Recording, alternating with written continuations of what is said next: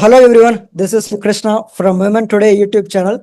So in this channel, we have been interviewing many women entrepreneurs and working women across different cities in India. We are traveling to different cities and we are doing offline interviews, and we are also doing online interviews across different cities in India and also across different countries in the world. So today's our guest is from Virginia, from United States of America in Washington DC, and her name is Shruti. She is a very famous high school maths teacher. She is dealing with grade 9 to 12 standard students over there. She is a well specialist in maths department. So I welcome you, Shruti ma'am, to this Women Today YouTube channel. So please kindly introduce about yourself, about the kind of professional work that you're doing to the audience who are watching this interview right now, ma'am.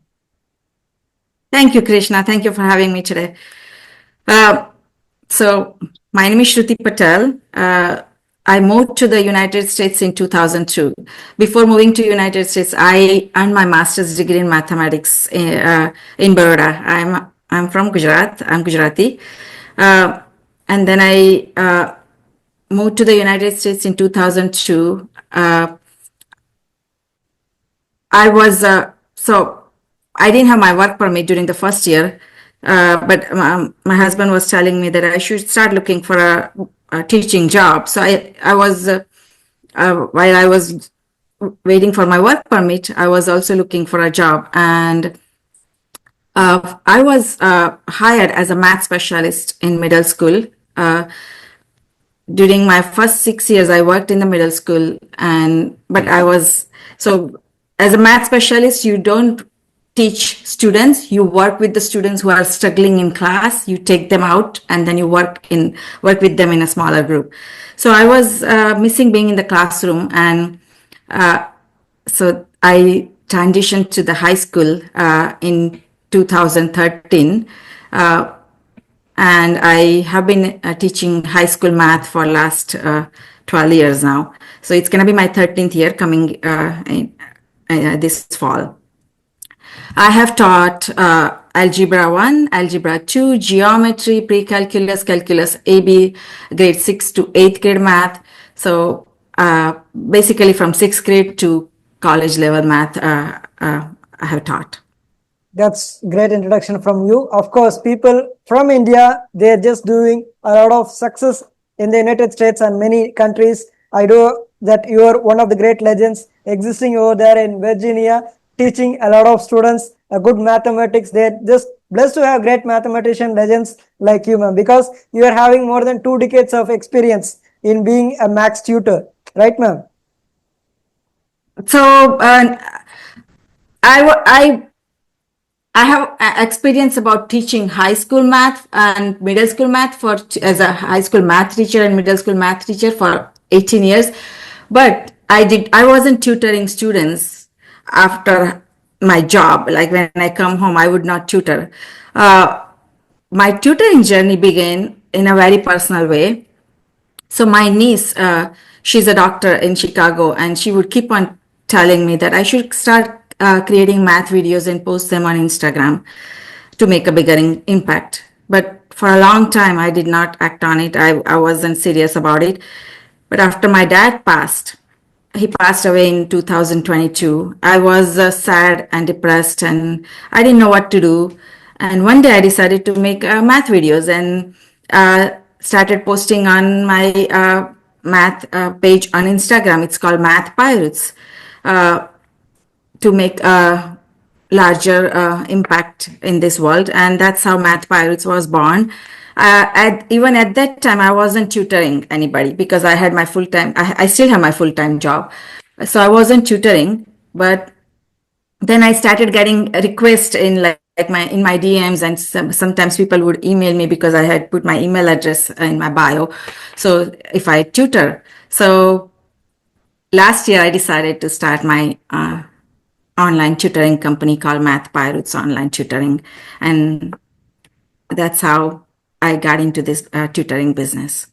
That's great, ma'am. So also tell us, ma'am, what do you like the most, being a high school teacher in Virginia or being an online maths tutor? So what do you consider your favorite, ma'am? I like both. It's different because when I go to work, I have students in my class. I see them. Sometimes if they're distracted, I see them that they're distracted. The thing about online tutoring is if they do not turn their video on, I don't know what they're doing on the other side. So I always tell them to turn their video on. Yeah, But it's very rewarding. Even online tutoring and in-person teaching at high school, it's very rewarding. I love teaching. I love my kids, and I always tell them that you are like my kids, and I'm here for you anytime if you need anything.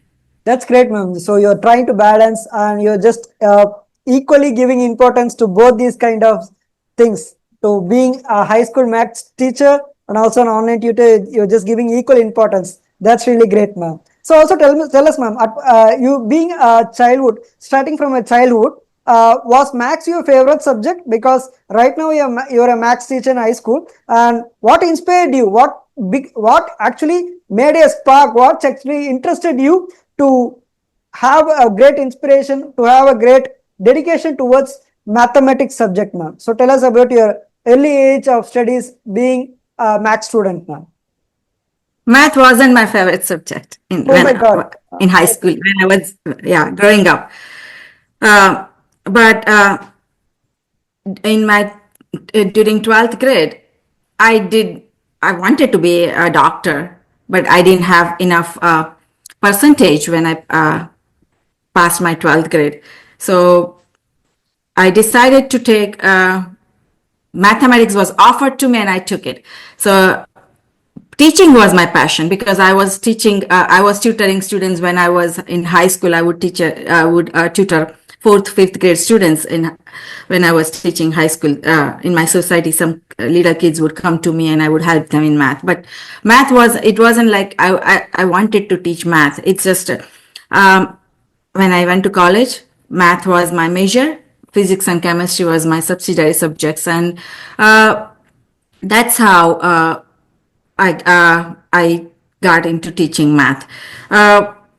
I have my master's degree in mathematics, so it was easier when I came here. I didn't have to go to school to get my degree in math.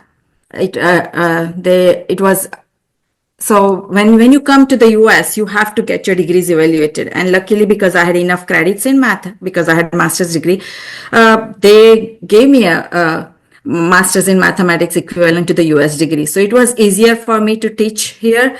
I didn't have to go to school. And when I was hired as a math specialist, they gave me 3 years because I did not have any educational classes. Like when you know how in India you have to do B.Ed or M.Ed. I did not have that. So they asked me to take 6 classes and 2 exams within 3 years after I was hired as a math specialist. And I had to get that done in 3 years. So it was challenging, but I got it done. I took the online classes, so 6 online classes. I was working full time and I would come home and then I work on my online classes, and I had to also prepare for 2 tests, which is Praxis and VCLA, and I passed both of those tests, and that's how I got my teaching license in Virginia. That's once again a great inspirational story, because most of the people think that okay, they have been in United States because they do have a lot of qualifications. They must have gone through without having a lot of hassles. But the thing is that we have a very long history in being a maths tutor. You have gone through a lot of struggles to come and be in this kind of level. So that's once again great, ma'am. So being a maths tutor, yes, tell me, ma'am. You are just trying to. And when they hired me as a math specialist in middle school, and they said that I have to take 6 classes and 2 exams.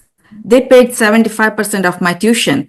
So I didn't even have to spend a lot of money to go back and take those classes. That's So okay. it was, I guess in that case, I was blessed and lucky that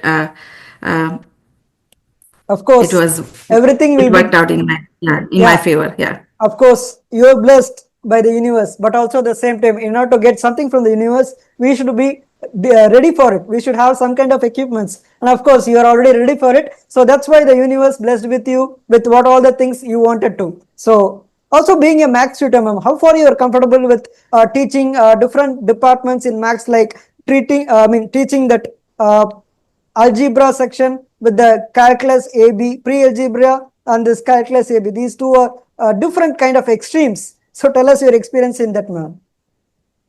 So, like I said, when I was hired as a math specialist in middle school. So, middle school is in the US, middle school is 6th, 7th, and 8th grade. So, I used to work with those students. They are little kids compared to high school students.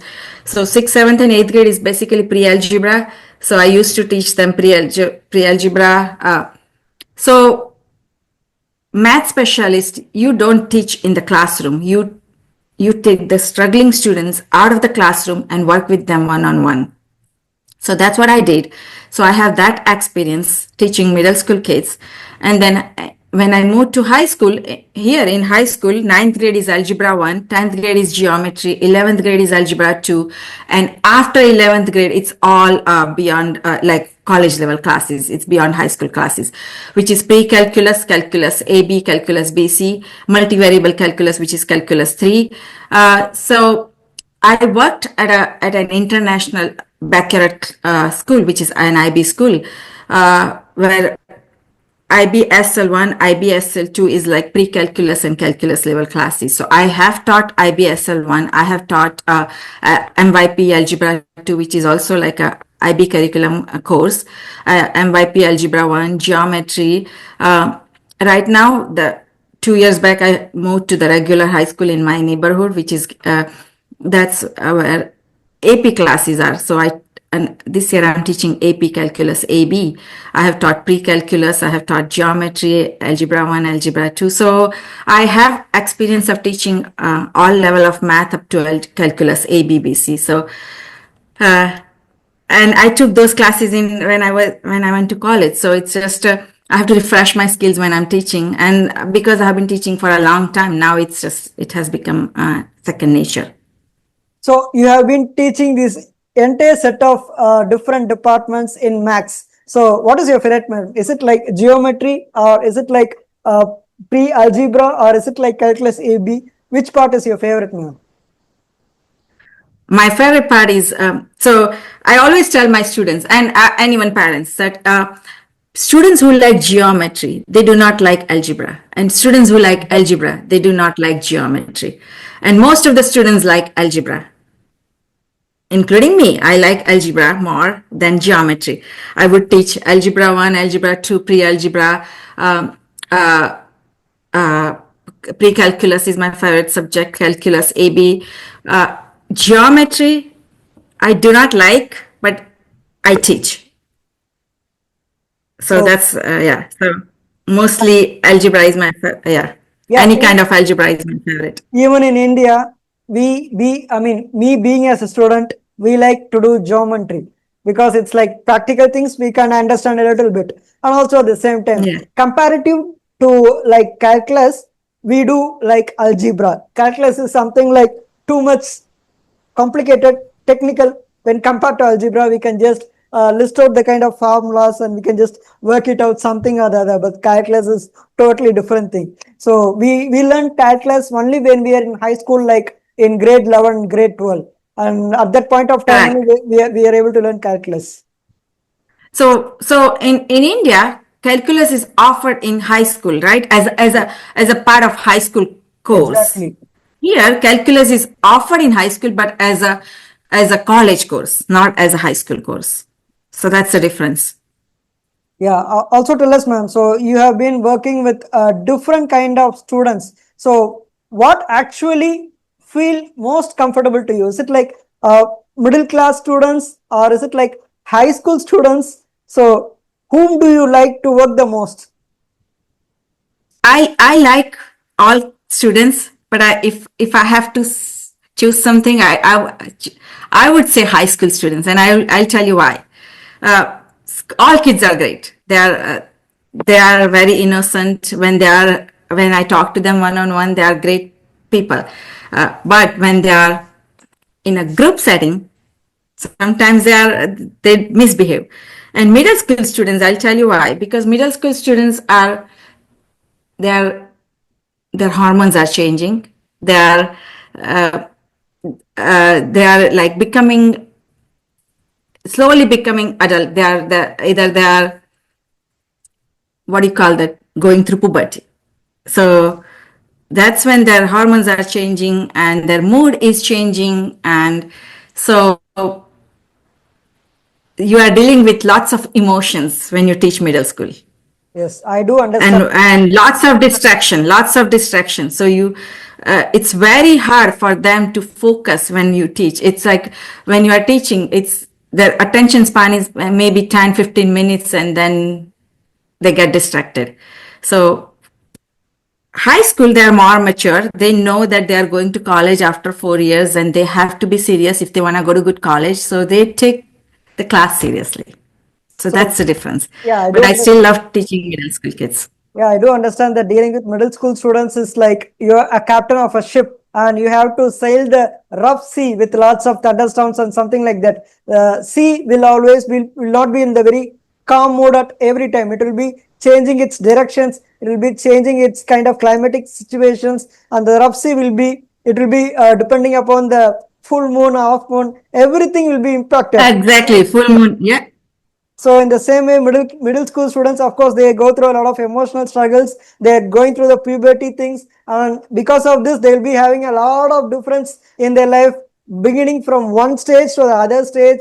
They'll be going from what to say, a larva to cocoon to butterfly. So there are the different kind of stages, and it's very. I do understand that it's a very tough challenge to deal with middle school students, but also by the same time, compared to high school students is like something like you are a pilot for a aircraft. So when the aircraft takes up in the sky, it's stable and you can do whatever you think you wanted to do being a pilot. So it's the same way that you can deal with high school students with very ease, or you're comfortable. So I do understand that these two extremes are very difficult, but high school is even more comfortable when compared to middle school students. I do understand, ma'am. So how you actually worked with students in virtual settings, like as we are doing right now? So we are doing an online interview and we are having a Zoom interview right now. So in the same way, you must be tutoring many students online. So tell us about your online experience and what kind of tools you are using to teach your students who are coming to online kind of sessions. So tell us your experience about the virtual online kind of setup you're making it to teach your maths to the students now. So for online teaching is not something new because I just started last year, but during COVID year, all schools were teaching online, right? So we had to use Zoom. We had to use Canvas. Canvas is a software where we would post our worksheets and all the material and a test. We would use the Canvas platform to test the students as well. So online is not something new for me. Online teaching is not something new for me. It is not hard, but when I started my tutoring business, when I was doing it during COVID, school was taking care of everything. Now, when you have your own business, you have to do it. So I have to buy Zoom subscription. I use Zoom mostly. Zoom to meet with students, Zoom, but sometimes I use Google Meet and Microsoft Teams, but mostly Zoom. And then I also use, I don't know if you are familiar with Desmos and Nearpod. So these are some interactive softwares. So to keep students engaged while you are teaching online, the engagement is very necessary, right? Anytime when you are teaching in person, you can see if student is working or not. But when you are teaching online, if student is not engaged, you cannot see if the student is working or not. So I use all the interactive tools like Desmos, Nearpod, Quizzes is also another software that I use, Kahoot. So I keep their learning fun at the same time very interesting. That's once again an inspirational, great kind of things, because we don't want to always rely on things what we don't have. We should actually know to use things what we do have. So teaching students online, that to mathematics, I do accept that's a very different challenge, different perspective. So also tell us, ma'am, how far your maths teaching has actually impacted the students apart from academics. So you being a maths teacher, maths tutor, so you should have had a lot of favorite students. And how far do you think that apart from academics, do you actually impact your students? And also tell us what drives your passion towards teaching, towards the future. How far do you think that it will just make you teacher in the future, ma'am? Do you actually plan to do this till the end of your lifetime? And do you have any kind of plans changing your schedules, like changing your departments? So tell us all about it, ma'am. I no, teaching is a labor of love for me, and I plan to teach until I can. There is yeah, I don't have any other plan but teaching. Even after in my retirement, I'm planning to teach my online students. So because like I said, it's a labor of love for me. It's very rewarding. It's not about money.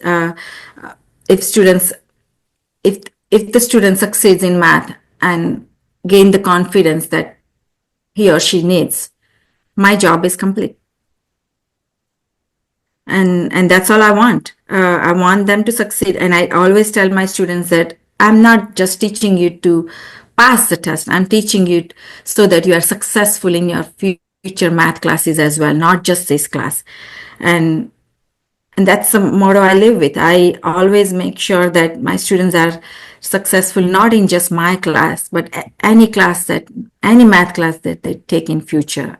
They will be successful because they have gained the confidence by me giving them positive feedback all the time, by not giving up on them.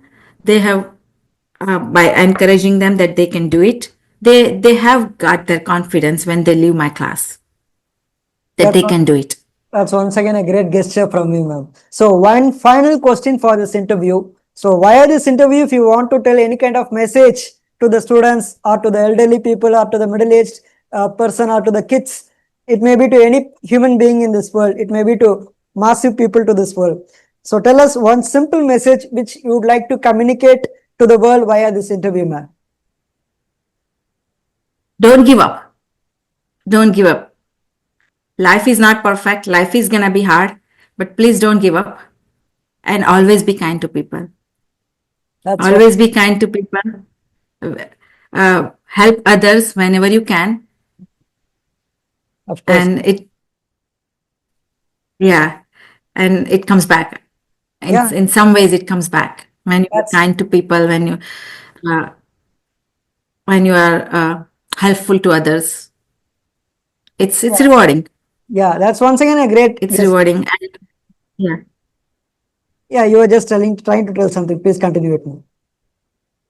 Yeah, and I don't want them to give up because life is not easy. It's when they go into real world, they are gonna face many challenges. They are gonna face rejection.